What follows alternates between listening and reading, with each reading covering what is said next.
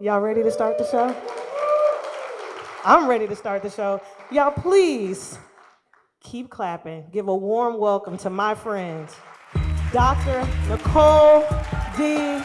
Price, baby.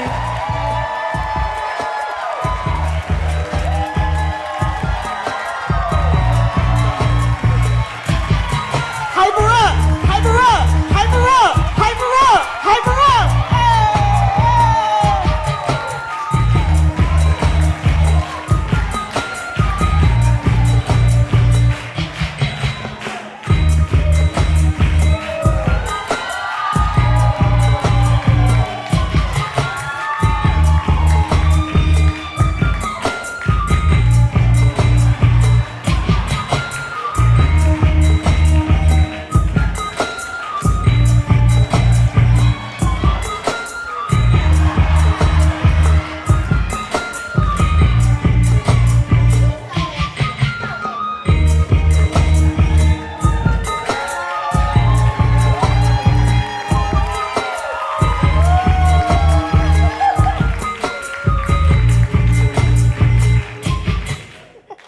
It's Filter Free Friday, y'all.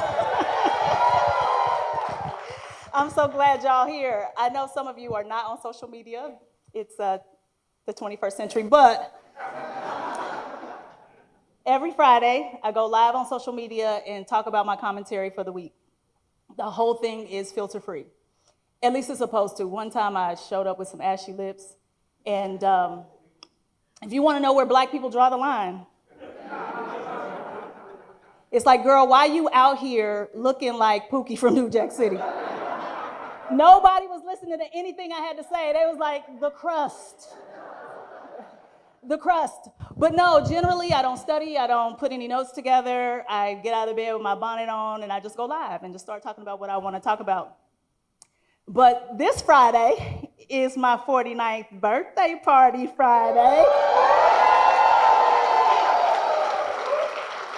So I put it on for y'all, put it on. Now, some of y'all know that I had a wreck in May, so the heels wasn't gonna work. I tried it, and I was standing kind of like this. So tennis shoes is what you get. This is what it's gotta be. I knew that I wanted to have a birthday party because technically I've never, ever had one. And this little egotistical thing is what I wanted to do. So thank you for appeasing me. I appreciate you all being here.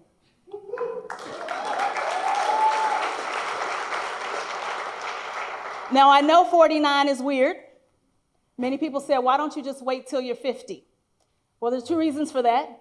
The first is you don't know if you're going to get a chance to make it to 50. So I think you should wear the dress. I think you should eat on the china. I think you should have a party if you want to have the party. So 49 it is. But the second reason is I kind of like celebrating endings. Get fired from your job, turn up at happy hour. Look, let us see. I mean, what you gonna do about it now? Might as well just see what the Lord has done. He closed the door because you wouldn't walk out of it. You got to reframe that thing, you know. Got to reframe it.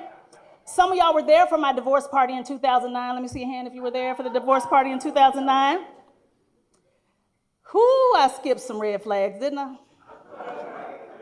My mama was mortified. She was like, you do not celebrate a divorce. Again, what you gonna do about it? The thing's over. It's over. I chose the month of February, Black History Month. Nothing like Black History Month to celebrate my emancipation. My freedom. Harriet Tubman would have been proud, honey. She would have been proud. That man made me delirious and not the romantic kind. Like Eddie Murphy, red leather pants delirious. Y'all remember that stand-up set? How many of you actually saw Eddie Murphy in the red leather pants? Listen, I thought about wearing red leather pants tonight, but y'all wouldn't be able to pay attention. And we need y'all paying attention. We need y'all paying attention. No, listen, Sister Gertrude Price was not having it. The man said shit 171 times in that. You can count it. He said some version of motherfucker 283 times. Y'all know my mama was not pleased that I was watching Delirious. So I did what any Christian child would do. I snuck to watch it. I'm looking at the screen like Eddie's telling jokes. I would never tell a joke about pooping in the bathtub, but Eddie did. And I still remember the joke. Y'all remember the joke? Nobody remembers the joke? And then the big brown shark came. Y'all don't know?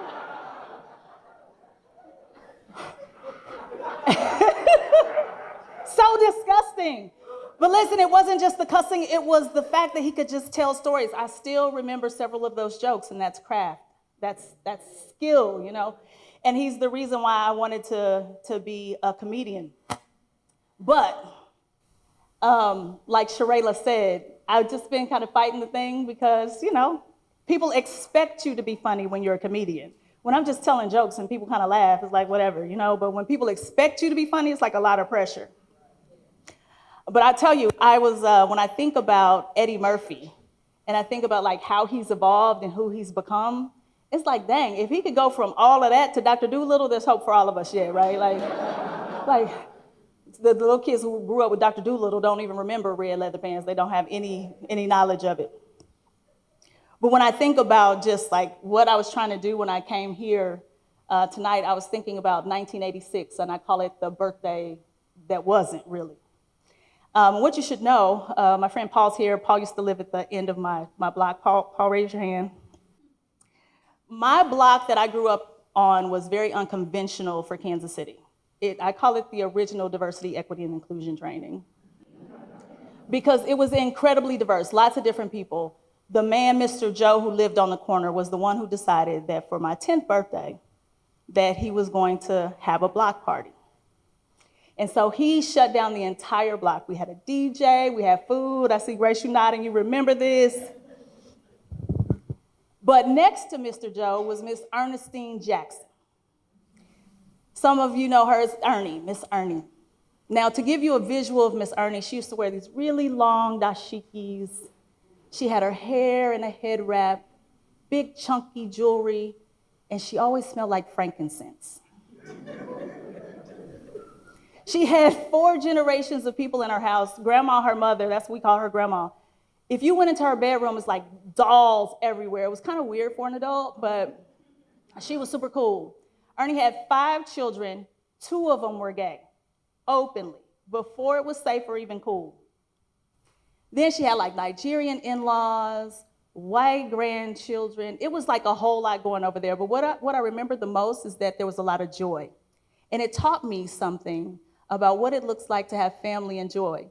But then up the street from us were Miss Olivia and Miss Gertrude. Now, people try to act like they were roommates.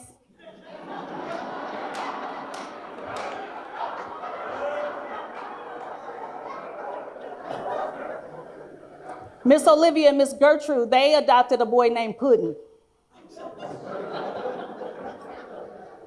The roommates. Across from them, my favorite neighbors, the Palestinian family. Now, I didn't know much about them, but they had a son named Rajay.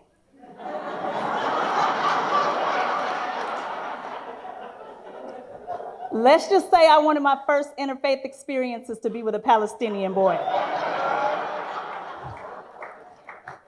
I almost got into a fight over this dude, which is crazy because I couldn't even leave the yard.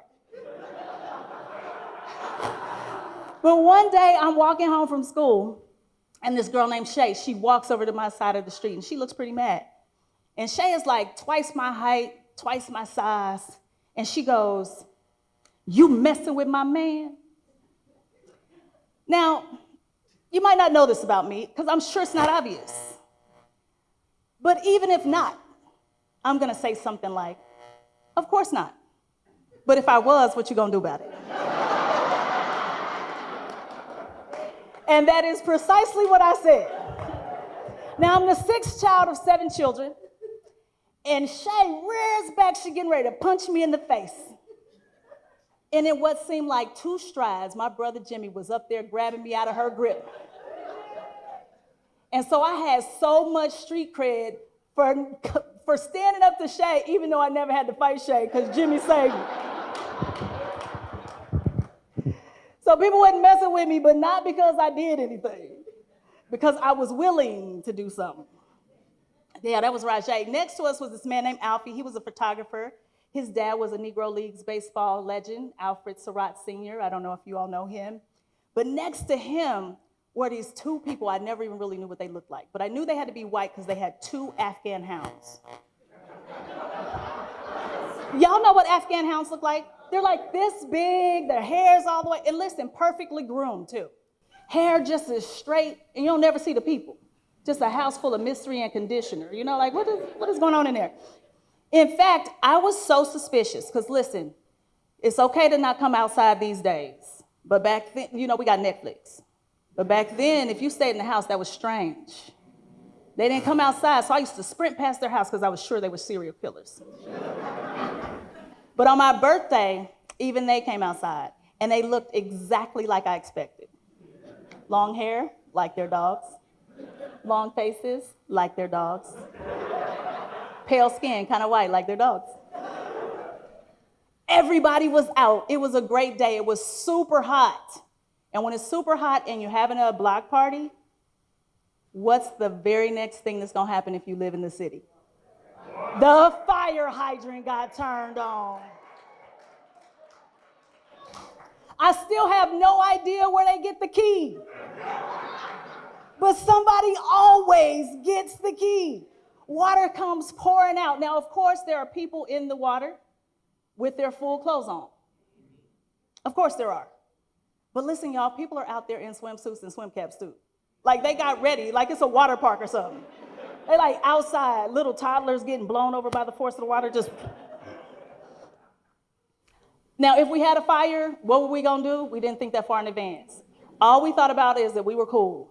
Now, there was a major person missing that day, and it was my mother.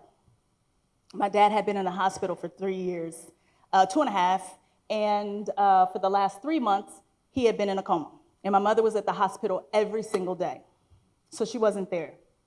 But do you know that these people decided that my birthday was the day to say, you know what, this is it.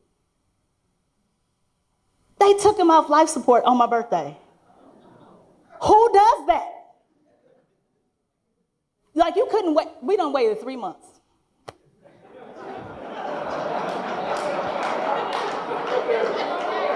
We can't wait 3 more hours to 12:01 a.m. Like not my birthday. So every year after my birthday is like the sad time. I'm like, well, this is a whole lot of terrible. But the thing that losing your dad on your birthday does for you is that it teaches you that joy and pain can live kind of in the same space. And it also teaches you that support comes from places you would never imagine. Mr. Joe was my chain-smoking, single white neighbor who decided that little Nicole needed a birthday party because she'd never had one. But while I was preparing for this, here's what I realized. It was just a bunch of grown folks doing the electric slide. There wasn't no cake. There wasn't no balloons. We didn't play Duck, Duck, Goose. I thought about Duck, Duck, Goose tonight, but I didn't pay for insurance for this thing, so. Got a bad hip, so. I realized that party wasn't even for me. Mr. Joe just told me it was for me, and I think that's kind, right? It's kind. I really appreciated all my neighbors, but there was a guy who lived directly across the street, the pimp. His name was Brad. I did a whole TED talk about this dude because he's actually taught me the most, believe it or not. But his name caused the TED people to think that I had made it up. They were like, the pimp's name is Brad? I know Brad the pimp does not really flow off the tongue like you expect. You know, it's like, you expect something like Sly. I know a pimp named Sly right now. How many know Sly? Sly Ryan? Nobody knows Sly? Y'all don't know Sly. I started to invite him tonight, but then I was like,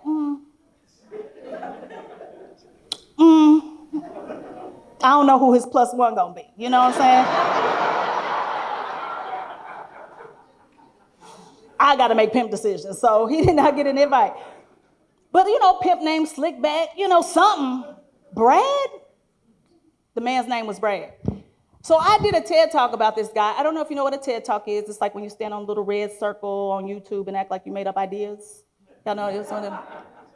It's like the keynote speaker dream. It's like the Olympics of speaking. I was looking forward to this. I got an invitation from the people at Morehouse College. I was so excited. Martin Luther King walked the halls of Morehouse College. This is gonna be great. I think about my hair. I think about my outfit. I think about my nails, my slides. I go through every line. I have 15 people go over this thing to make sure it's perfect. I get there. These people ain't got no real budget for this production. One camera angle, horrible lighting. Let's just say it didn't go viral. I was kind of upset about this. My sister, number 3, after she watches the TED Talk, she calls me and she's like, "You were scared of Brad?"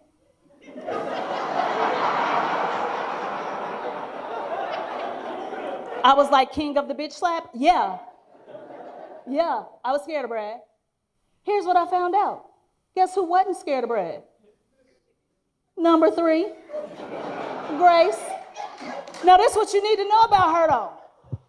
Grace, if you're not from here, she used to go to Westport High School at 39th and Gillum. We lived at 45th Street near Troost.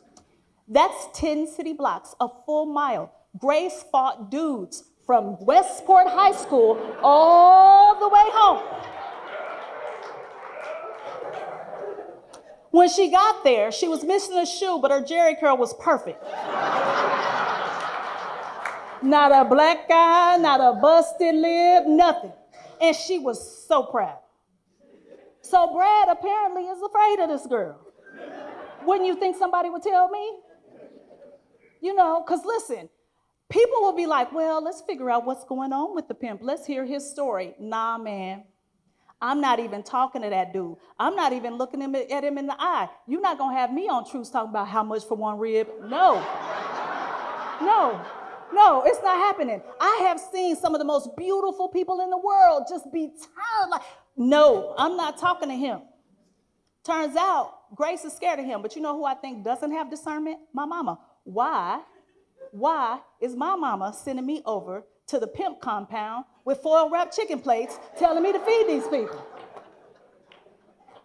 You know what I was wearing? Daisy Dukes.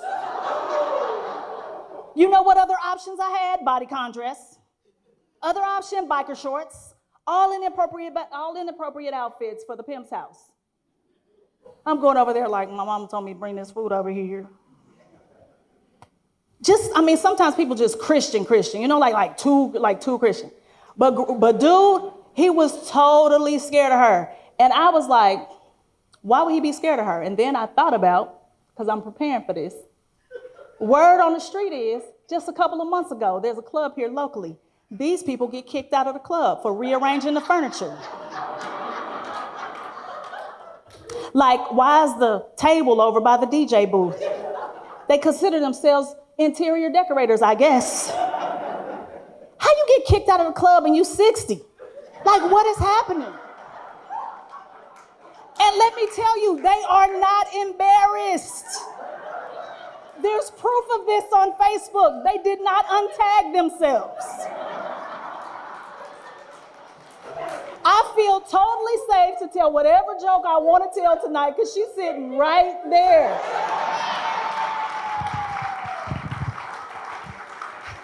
The girl can go. Do you hear me? And then she be trying to act like she hurt. You know how a pimp walk can be like his knee broke, like this. This is how she be walking around like she disabled. Say something cross to me if you want to. All of a sudden, these superpowers come out. And you know what's fascinating about her? She teaches Sunday school.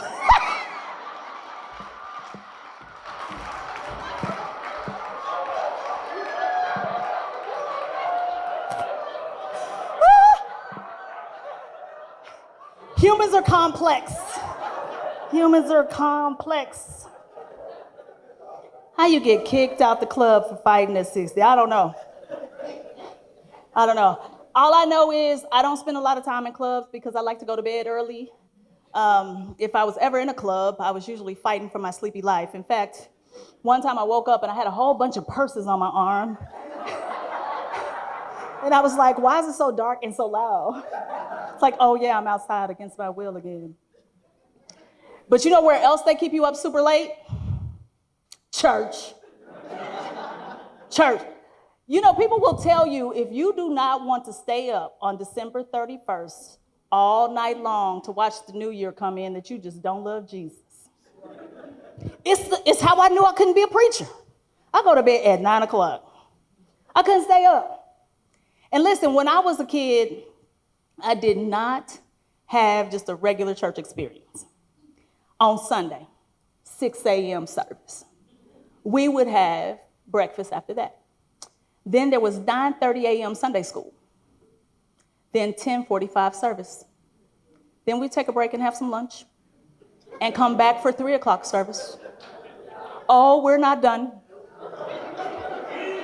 6 o'clock missionary society meeting and prayer service. If it was first Sunday, we got to stay till 7 to baptize some people.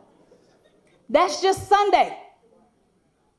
On Wednesday night, we got prayer study and Bible study, prayer meeting and Bible study. Then Thursday, because I was the president of the choir, I got choir rehearsal. Then on Saturday afternoon, I got an usher board meeting. I had a church tour schedule. Some people say that they was at church a lot. I'm like, listen, my mama had keys and she knew where the fuse box was, okay?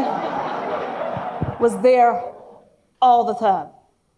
And so naturally, when I went to college, me and my girl Brandy, raise your hand, we had to prioritize finding us a church. Now, Brandy, what you should know, Brandy and I, we different. You see, Brandy signed a chastity pledge in college. We are not the same. We are not the same. We are not the same. So we decide, this is our first order of business. We're going to find us a church because we do both love Jesus. There's one right across the street from the engineering school. On a hill, got a cross outside. And actually, it smells like chicken. So we're like, oh, they feed people too? We go in there. We walk inside and immediately I know something's wrong. They got a big old throne up there for a preacher who is non-existent. It's the United House of Prayer. I don't know if you've ever been there, but these people are praying to a man named Sweet Daddy Grace. I didn't know who Sweet Daddy Grace was, but he sounded like he talked like Brad.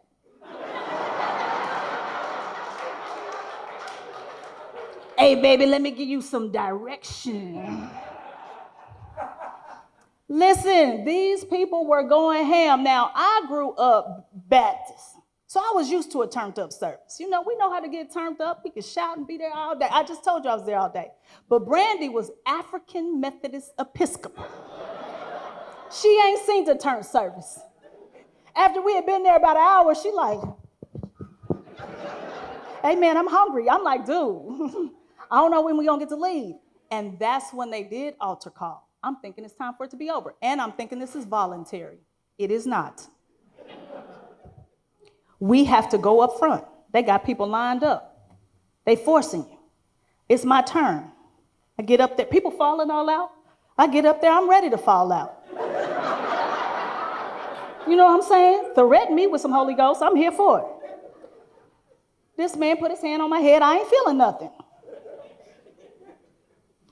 Then he smacks me in my head. Pow! I hit the floor. Next thing I know, Brandy got her best acting going on. She back there.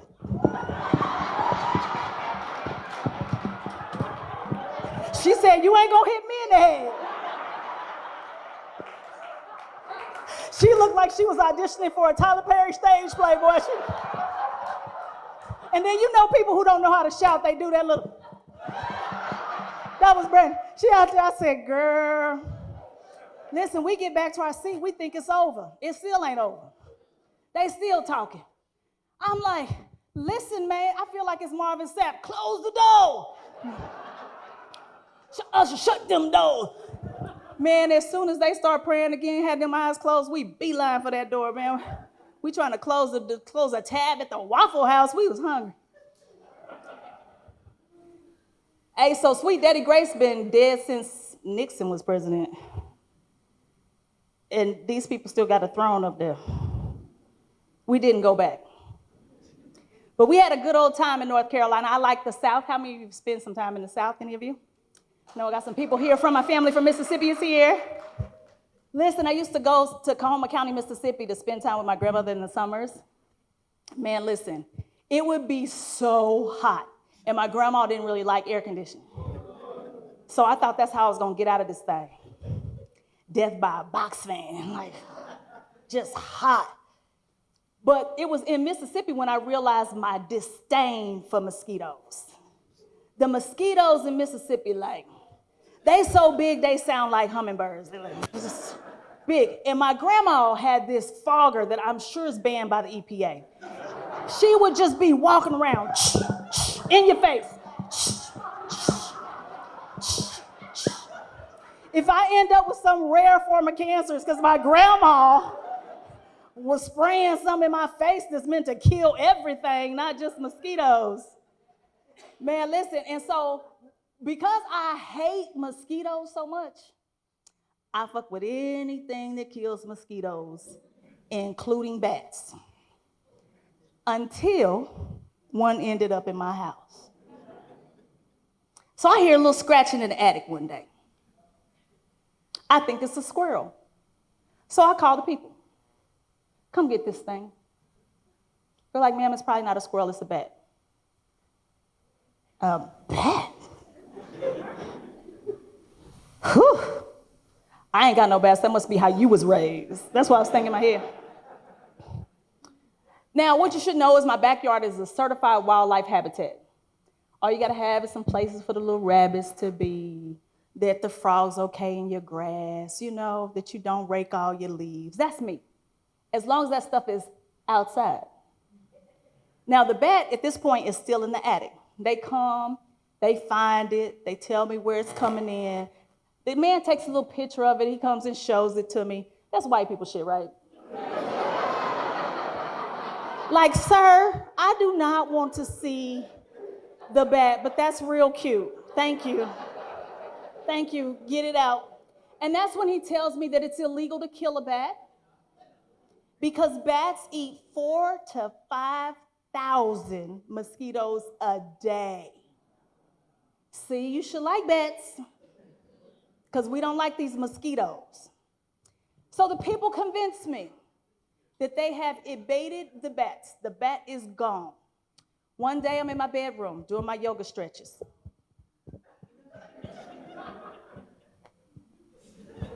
I'm in the middle of warrior pose when I think I see something fly by. I'm pretty sure I saw something fly by. Like, what was that? Ah, it's a bat. It's a bat. Oh God, it's a bat. I call my neighbor. My neighbor comes over. Nobody knows how to catch a bat. He's got a pot. He's got a net, but it's a fishing net. A bat can get through a fishing net. If you don't know, a bat can get through a fishing net. He's gonna go in my room. He sees the bat. He closes the door right away, and he comes back out and he's like, Nicole, I can't find it. So I call the people back. The guy shows up. Now, you know, you gotta be a special kind of person to try to catch bats, I imagine. Like, any of y'all want that job? See, you gotta be special to do it. So he comes and he's like looking out for the bat for about 45 minutes and he can't find it. And so he says to me that I probably scared the bat when I screamed.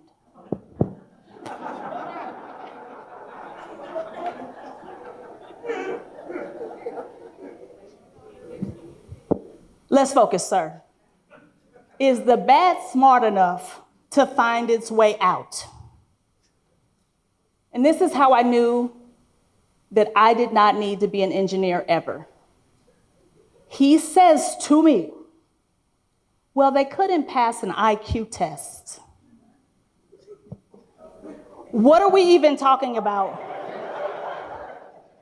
Can you get the bat out or not? They never found the bat. I don't know what happened. I never smelled it. I done got ghosted bats in my walls. I don't know.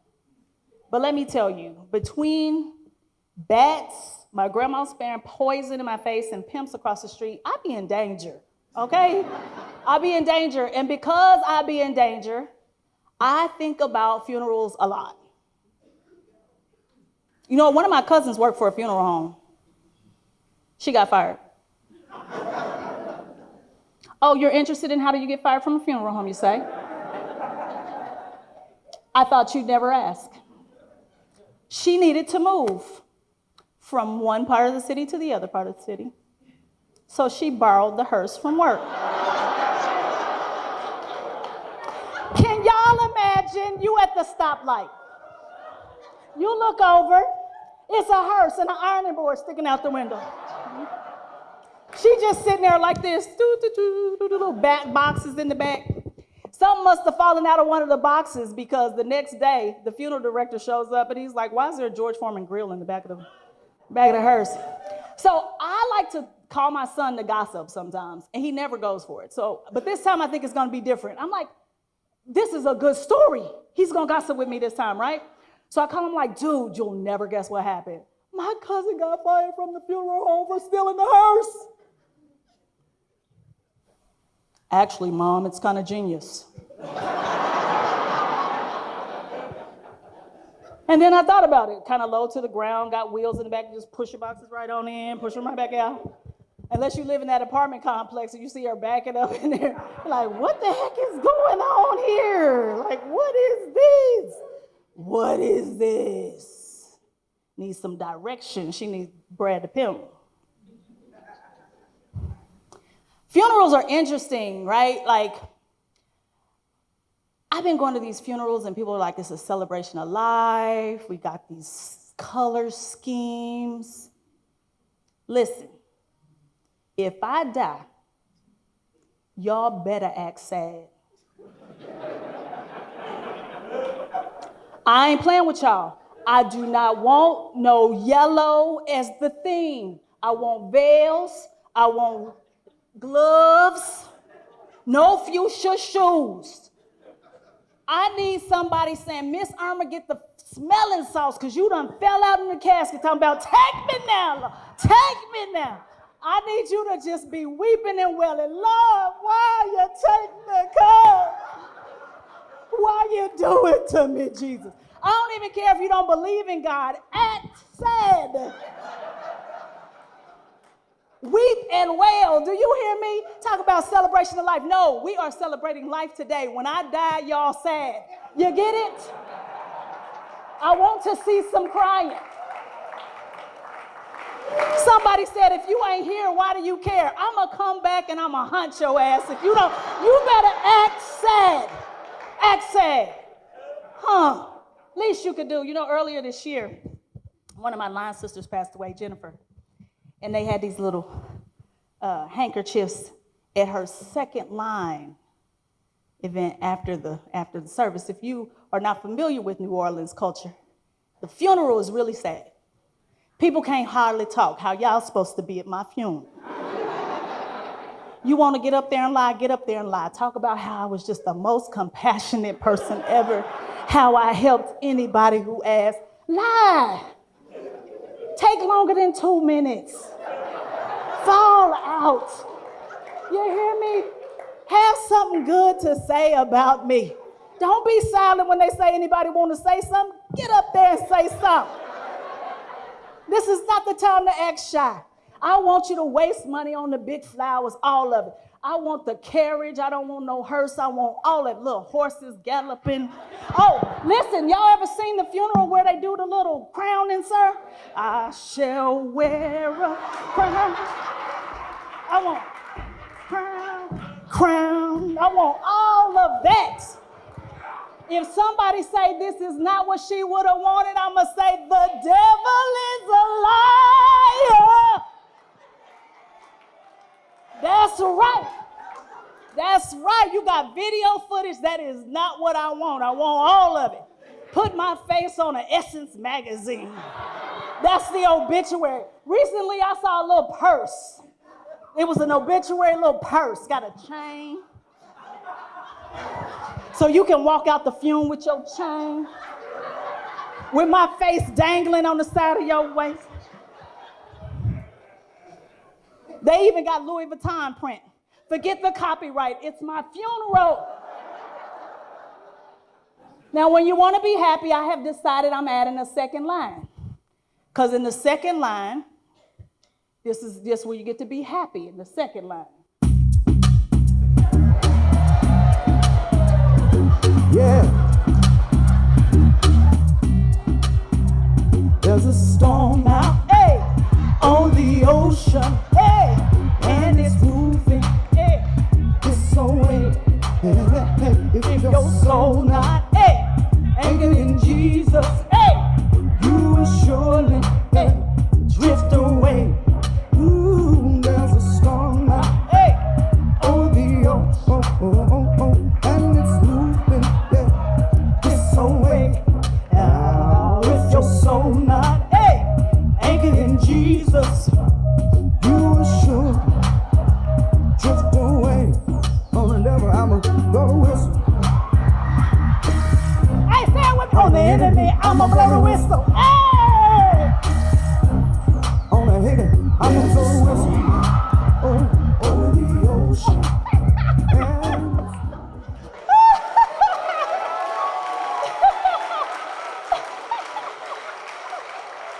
Oh my God.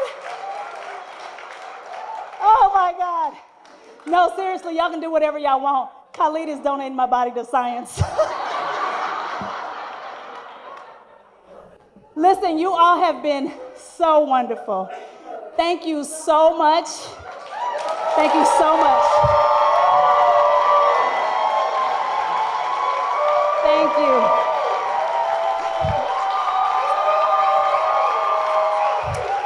Thank you so much for coming to my first real birthday party ever.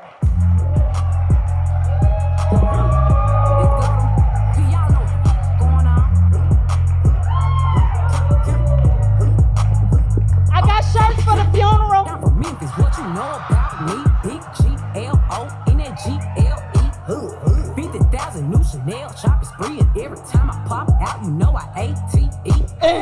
I'm that geek like me, you know it's Y-W-R, big C-M-G. Wipe me down. Small, tall, long, pay no small fix.